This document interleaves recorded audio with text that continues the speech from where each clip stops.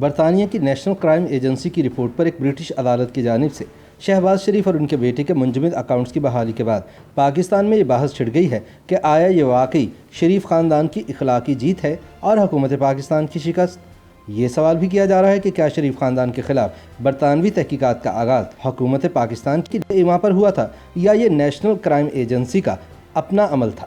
یاد رہے کہ شہباز شریف اور ان کے صاحبزادے سلیمان شہباز کے برطانیہ میں بینک اکاؤنٹس دسمبر سن 2019 میں ایک عدالتی حکم پر منجمد کیے گئے تھے اور ان کی تحقیقات شروع کر دی گئی تھیں۔ اب لندن کی عدالت نے نیشنل کرائم ایجنسی کی جانب سے شہباز شریف اور سلیمان شہباز کو اس معاملے میں کلین چٹ دیے جانے کے بعد دونوں کے منجمد شدہ اکاؤنٹس بحال کرنے کا حکم جاری کر دیا ہے۔ نیشنل کرائم ایجنسی کا کہنا ہے کہ 21 ماہ کی تحقیقات کے دوران 2 دہائی کے مالی معاملات کا جائزہ لیا گیا اور شہباز شریف اور ان کے خاندان کے برطانیہ کے علاوہ متحدہ عرب امارات میں موجود اکاؤنٹس کے بارے میں تحقیقات کی گئی۔ تاہم اسے شہباز یا سلیمان شہباز کے بینک اکاؤنٹس پہ منی لانڈرنگ، بدعنوانی یا کسی مجرمانہ سرگرمی کے ثبوت نہیں ملے۔ NCA کی اسی رپورٹ کی بنیاد پر عدالت نے منجمد اکاؤنٹس بحال کرنے کا حکم دیا۔ یہ خبر سامنے آنے کے بعد شہباز شریف نے ٹویٹر پر ایک پیغام میں کہا کہ برطانوی عدالت کا فیصلہ نہ صرف ان کی اور ان کے بھائی نواز شریف بلکہ پاکستان کی بھی بریت ہے۔ ان کا کہنا تھا کہ یقیناً سچ تمام جھوٹوں، من گھڑت کہانیوں اور کردار کشی سے بہت بڑی طاقت ہے۔ تاہم شہباز شریف کے اسی بیان کے بعد دیسی شرلاک ہومز کہلانے والے وزیر اعظم کے مشیر برائے داخلہ اور احتساب امور بیرسٹر مرزا شہزاد اکبر نے کہا کہ شہباز شریف اور سلیمان شہباز کی مبینہ بریت کی خبر درست نہیں۔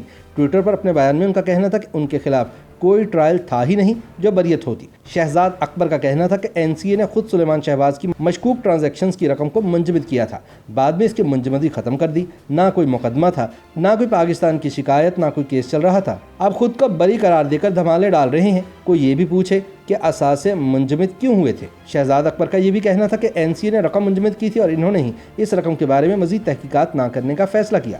انہوں نے کہا کہ اکاؤنٹس غیر منجمد کرنے کا حکم اس بات کی تصدیق نہیں کہ یہ رقم جائز ذرائع سے حاصل کردہ تھی۔ مشیر داخلہ اور احتساب امور کا یہ بھی کہنا تھا کہ سلیمان شہباز آج بھی لاہور کی احتساب عدالت میں منی لانڈرنگ کے مقدمے میں مفرور ملزم ہے۔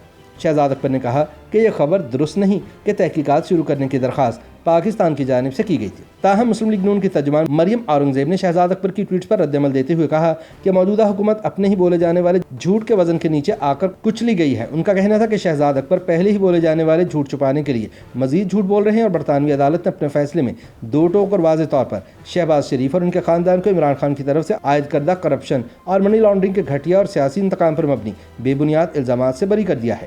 مریم اورنگزیب کے مطابق 10 دسمبر سن 2019 کو نیب لاہور کے ڈائریکٹر جنرل نے لندن میں NCA حکام سے ملاقات کی تھی اور شہزاد اکبر کی سربراہی میں قائم وزیر اعظم آفس کے ایسٹ ریکوری یونٹ کے بیرسٹر ضیاء نسیم کی طرف سے 11 ستمبر سن 2019 کو ایک درخواست دائر کی گئی، جس کے بعد شہباز شریف اور ان کے خاندان کے اثاثہ جات کی تحقیقات شروع ہوئیں۔ مریم اورنگزیب نے دعویٰ کیا کہ اس کے بعد ایسٹ ریکوری یونٹ کے حکام کی طرف سے نیشنل کرائم ایجنسی کو اس معاملے میں معاونت دینے کے لیے ایک ای میل بھی بھیجی گئی تھی۔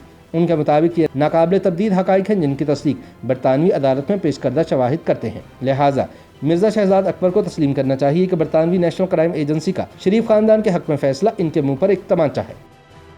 YouTube پر گوگلی نیوز دیکھنے کے لیے youtube.com کی سرچ بار میں گوگلی نیوز TV ٹائپ کریں۔ گوگلی نیوز کے پیج پر سرخ رنگ کے سبسکرپشن والے بٹن پر کلک کرنا نہ بھولیے۔ YouTube پیج پر اپلوڈ ہونے والی ویڈیوز سے باخبر رہنے کے لیے بیل آئیکن پر کلک کیجیے۔ آپ کو ہر نئی ویڈیو کے بارے میں نوٹیفیکیشن موصول ہو جائے گا۔